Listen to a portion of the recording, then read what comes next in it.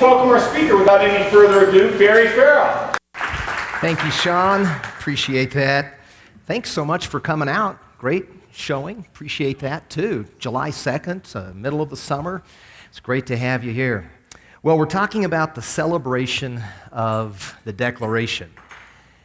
And, I was thinking, why is that such a great title? It was Sean's title, so we've got to give him credit for it. All I had to do is the speech. And so we were thinking, what is this about? What's the celebration of the Declaration really all about? And it takes me back to 6th grade. I'm in a class with Mrs. Hasty. Now, Mrs. Hasty is one of those classic, true teachers.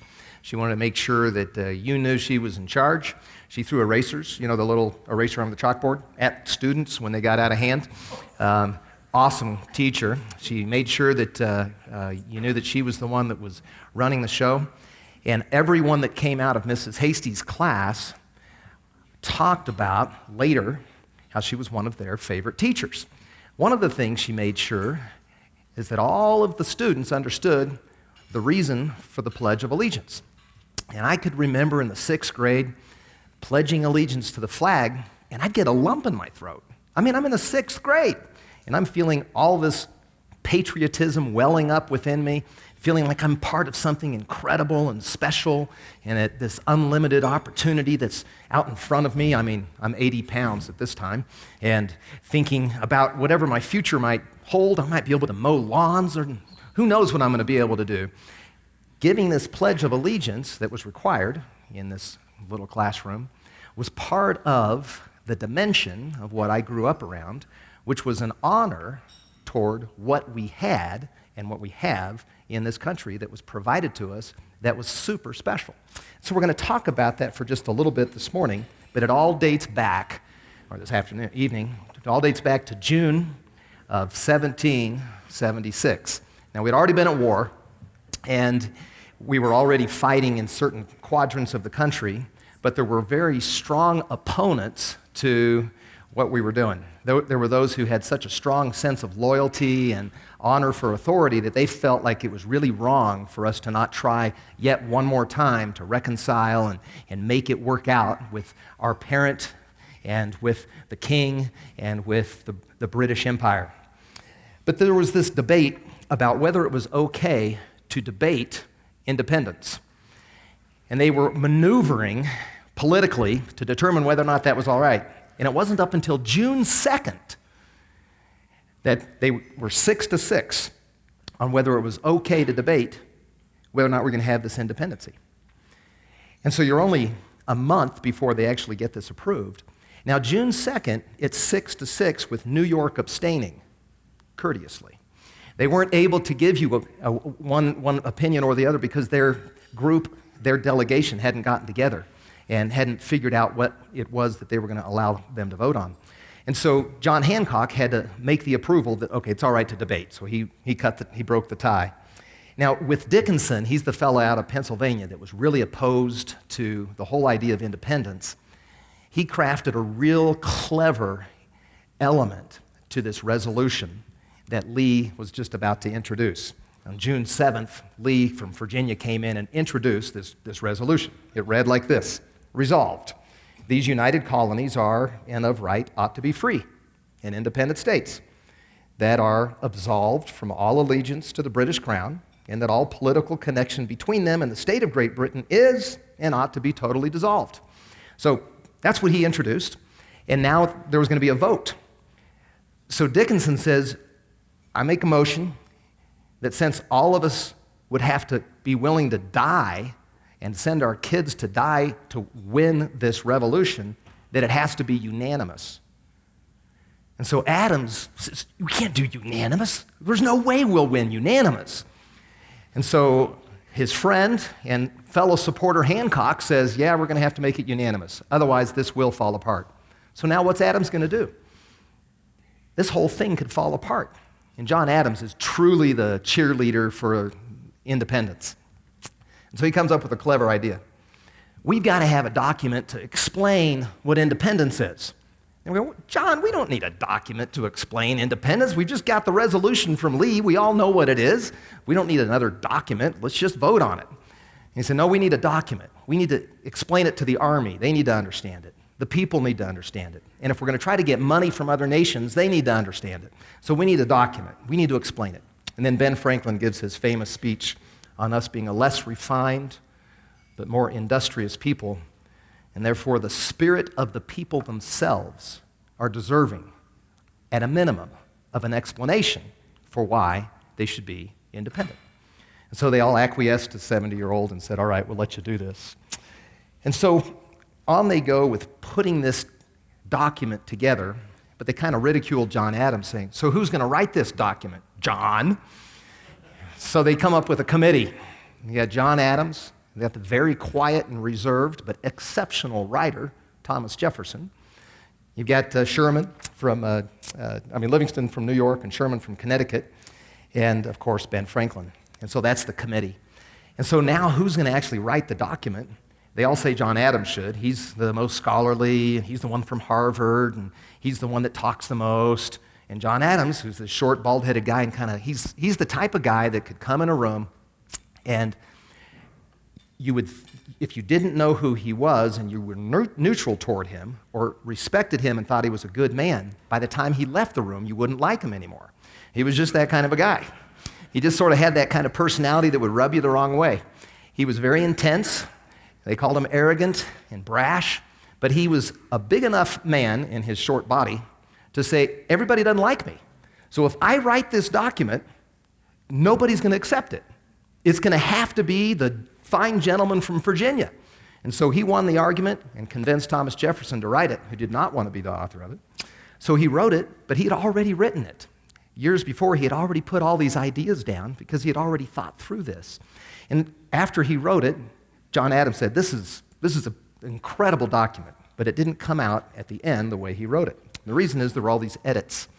And so the folks got together to edit this document, and a quarter of it got booted.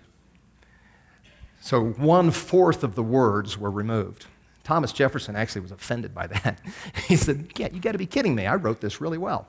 And they all put together their thoughts about how they could improve it. But the big section that got deleted was the anti-slavery provision.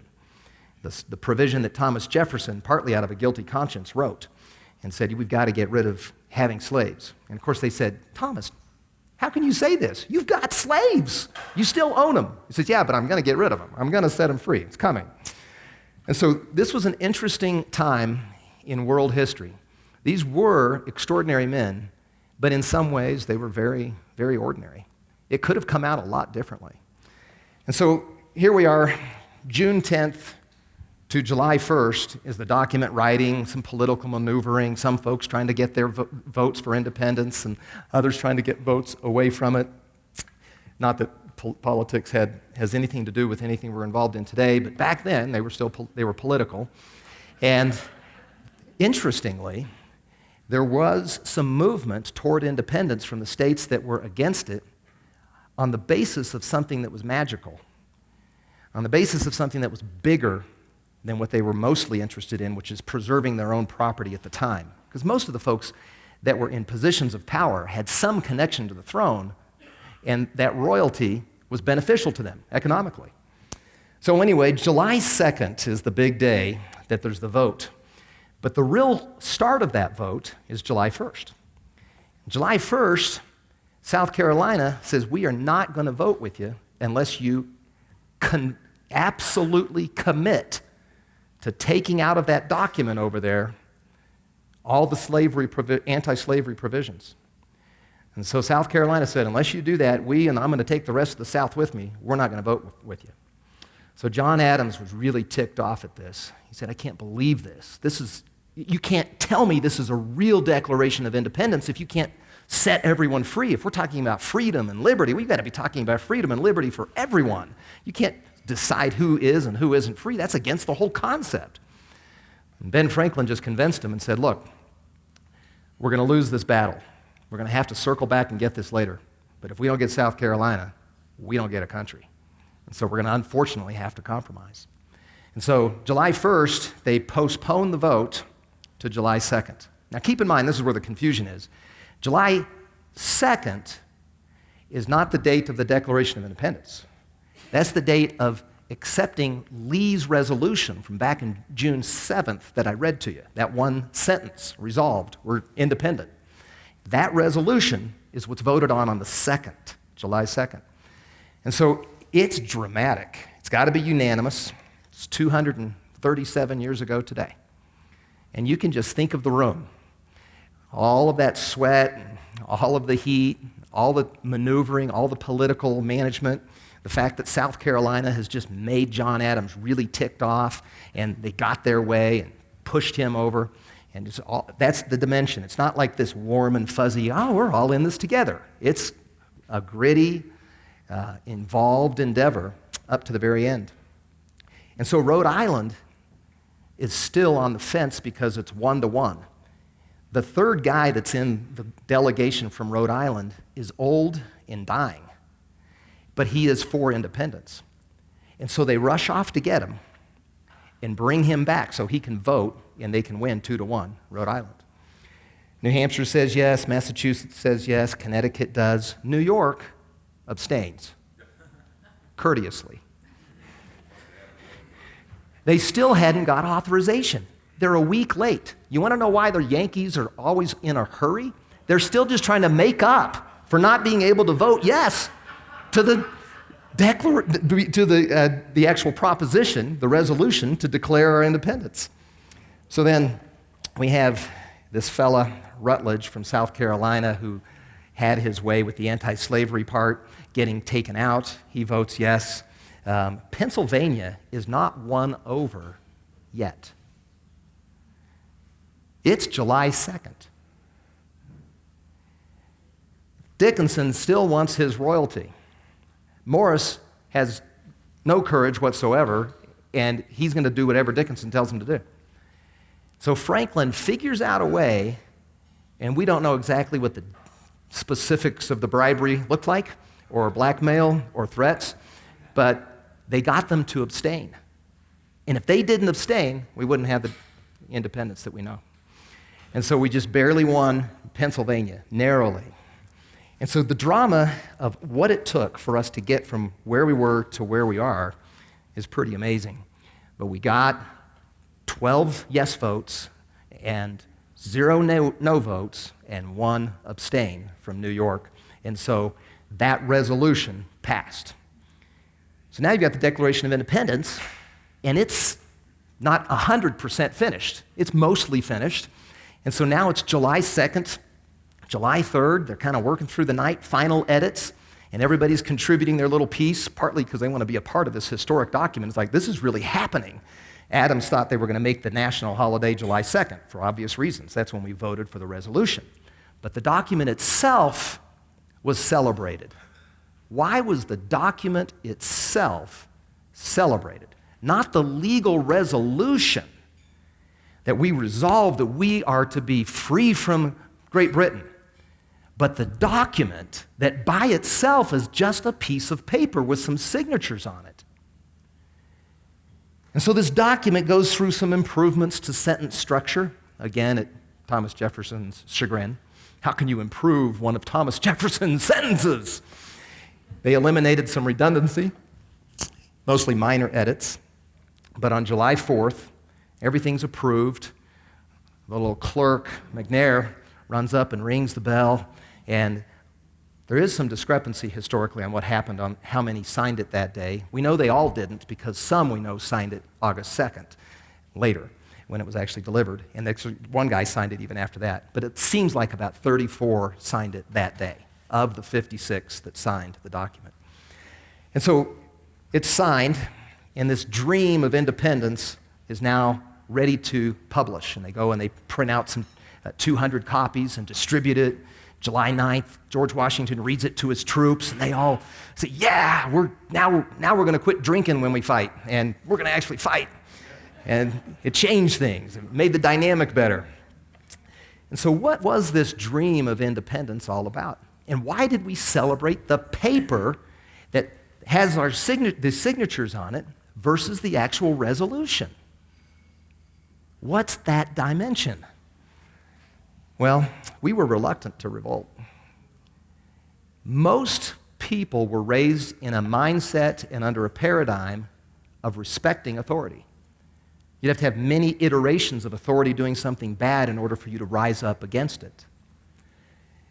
But what was happening is rights were being violated that were understood for the first time to be rights that were at least from nature, if not what the Declaration says, nature's God. These rights would be unalienable. By the way, John Adams wanted it to be inalienable. And there's the Harvard William and Mary controversy, and William and Mary won. It's unalienable. And so, anyway, that's one of those little sidelines. And so we have this amazing document that was written, and afterward, everybody's celebrating it. And why is it? Up to this time, government for the rest of the world existed to be served. This is the first time that these documents that had been written before would accumulate into this one document where the freedom of the individual would be celebrated. And all the other governments, they would be celebrated. The government would be celebrated. A divine right of kings, he's got the divine right. You've got communism, Marxism, socialism, all intended to be served. The government itself is kind of the goal. The highest rank of power that you could get would be governmental. There was a different dimension with this, a different element, something else that could be celebrated. You as a person, as an individual, would be celebrated. And government was here to serve you and serve the capacity you have to be able to celebrate yourself. It truly was the triumph of a man as an individual over this government as a collection. And so this was stunningly different than every place else. People get their rights in most of the world from the government because they accept that that is the valid way for you to receive a right. The government validates that you have a right for this. You have the right to Social Security. You have a right to Medicare. You have all of these rights, and that's what government validates, and when you accept and receive those rights as from the government, you're validating that the government has the right to bestow upon you rights. This document said there's a different approach here. Rights come from God, or at least nature, because there were atheists, or at least agnostics, that put their signature to this document. And so we agree that there's at least an element of absolute truth, that there's something that you can objectively pursue and understand about a natural right for a person, an individual. And it's not granted by a king. And so the work of the Magna Carta, the work of the Mayflower Compact, and especially the Fundamental Orders of Connecticut articulated these ideas that an individual has rights, and government's there to serve those rights, not the other way around. So when Thomas Jefferson wrote about what was in his mind when he wrote the Declaration of Independence in 1825, this is what he said was in his mind. This was not new government philosophy. This was to place before mankind the common sense of the subject intended to be an expression of the American mind. And then just a month later to Dr. Meese, he said, this document is the genuine effusion of the soul of our country at this time. What he's saying is, this writing is not really a testimony to how great these great men were, but it's a testimony to the way that the average American was already thinking. He was already maturing to this concept that he had by right life, liberty, and the ability to pursue happiness. This was a right to own property, a right to govern yourself, a right to sustain yourself. We need a government, but the government needs to be limited to support us as individuals, not the other way around. So that's what they were saying, and it makes good sense. That is why in every single civics book that was ever written for the 8th grade level, all the way up until the 1970s, all stated unequivocally that the Declaration of Independence was the political philosophy underpinning the Constitution, and that there was no way around the proof that it was the intent of the founders that we would have a limited government. Every single civics book, they would state that for all 8th graders. Your civics book probably said that. Most of them still do, unless you're from California or Vermont or other places. And so the idea here was that private property was essentially yours by right, not because the government said you could own title free and clear, but because you have right to your own personal private property because you are an individual. It's something that's a right. So the government can't harass you, get involved in regulating you and unnecessarily infringing upon you. So out came that Declaration of Independence, and the reason we celebrate it is because, and the reason that America chose to celebrate July 4th is because they were celebrating the actual document expressing their view of who they were and what they had by right versus just the Declaration resolution stating that as a nation we were going to separate from Britain. So here's the document, and you guys know what it says for the most part. The introduction just assumes that political independence is acceptable under certain conditions. And then you get to the preamble, which is the famous part that we all like to talk about, where we hold these truths to be self-evident. By the way, Jefferson first had in there the word sacred, and Franklin changed it from sacred to self-evident because he said, we don't want this to sound like it's the Church of Jefferson. What sacred means to you might be different than what it means to somebody else. Let's just say self-evident. What's obvious? What's absolutely part of what's inside of us to be able to objectively observe. That's true. And so we're created equal. Not equal in talent or ability or height or width or looks or any of those things, but equal in value. Image bearers would be the way that many of faith would talk about it. Those that would not proclaim a faith would say, you have equal value because you are, period. Because you exist, you have equal value. And so, endowed by their Creator with certain unalienable rights that you can't take away, among these are life, liberty, and the pursuit of happiness. So let's look at those three. Life. What is it they were describing with life? You can look at the articles that they were referring to and see that there was an expansive view of life. Now, what could the divine right of kings allow for? The king could slay you. The king could invite you to his office and on the way out, cut your head off.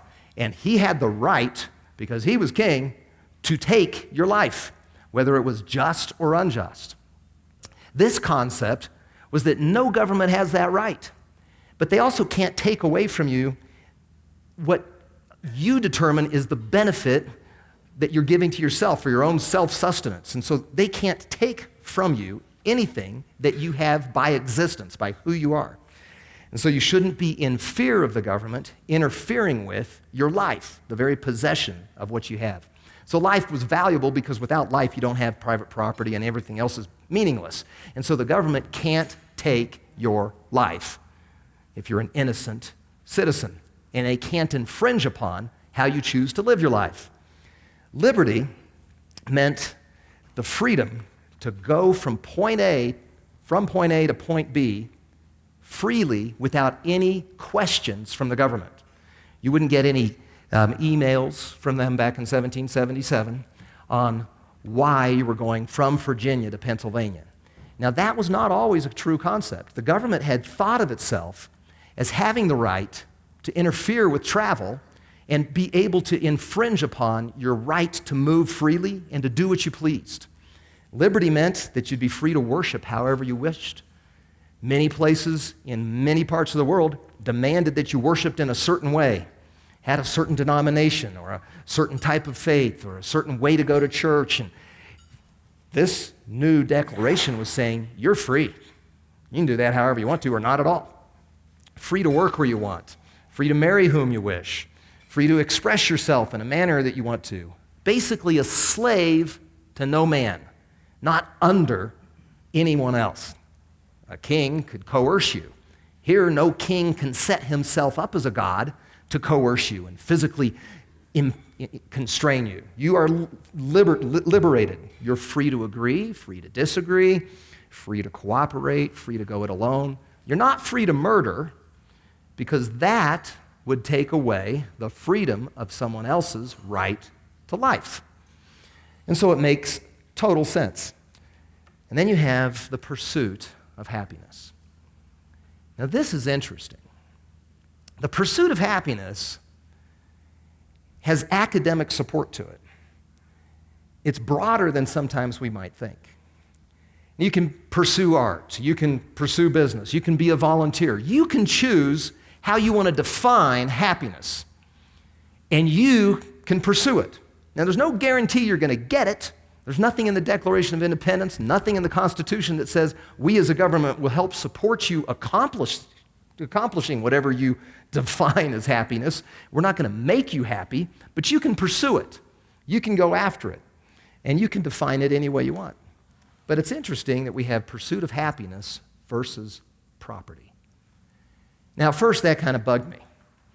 Because I think one of the great benefits and the great value adds of the United States is that we have honored property rights. We have honored free and clear title. And that by itself is probably one of the single most deliberate reasons the United States has excelled economically around the world, is because our title is free and clear. It makes sense, and you can rely and depend on it, or at least you used to be able to. So why not property, like John Locke said? John Locke was one of Thomas Jefferson's heroes. John Locke wrote about life, liberty, and property, and beautifully explained how you need those three in a government situation for the government to protect. Was Thomas Jefferson so clever that he put pursuit of happiness in there so that we would be able to get rid of slavery? We don't know, but it seems that's the case. At the time, unfortunately, you could get title to a person, free and clear title, with a whole history, to a person that was enslaved. And that free and clear title to that person in property, if placed into the Declaration of Independence, may have made it very difficult for us in the future to be able to set them free, as was the intent of most of the founders. But I don't know if that was it, or if it was just one of those things where he wanted to broaden it. The idea of the pursuit of happiness includes private property, the possession of what you own, free and clear title, but it has a dimension to it that's more than just the material. It's as you define what you want to aspire to. And so when you look at the American dream, what comes to your mind? Something that is great that someone aspired to that put them into the elite class.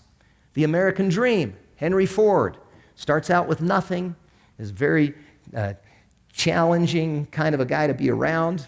He's a very smart but hard to live with entrepreneur and becomes Henry Ford. We look at that as an American dream. When you think of an actor, the American dream. When you look at somebody who makes it to the top in art or in some volunteer endeavor, we talk about that as the American dream. The reason is the pursuit of happiness was to be defined by the individual, which put a barrier between the individual and government, saying, government, this is too opaque for you to put your hands or arms around, so you can never regulate this, you can never interfere with this, and you can never put your big nose and snoop into how we define pursuit of happiness. This is our individual right. Your job is to just protect and defend us so that we can have the right to pursue happiness as we please. And with those three ideas, we declared that we should be independent from these Brits, and we listed 27 reasons why. Only one of them was because of unfair taxation. The other 26 were other things. They were killing us and raping our wives and taking over our property and doing all kinds of really bad things. And we gave them an opportunity to reconcile, and they didn't. And so we declared independence, but in there we put in this preamble, why? And so the essence of what allows for human dignity to celebrate the highest aspiration is in the declaration of why it is that we wanted to be independent. Not just to rebel, not just to revolt, and not just to take on a position where we would have our own way, but to celebrate what I believe to be a God-given right, and that is that every individual is special, and it should be not up to the government to determine how to amplify and live out that special element. And so there's our benefit of the Declaration of Independence, and it's why we chose July 4th to celebrate as a people, and it's why I think we should continue to celebrate the Declaration. Thanks for your time.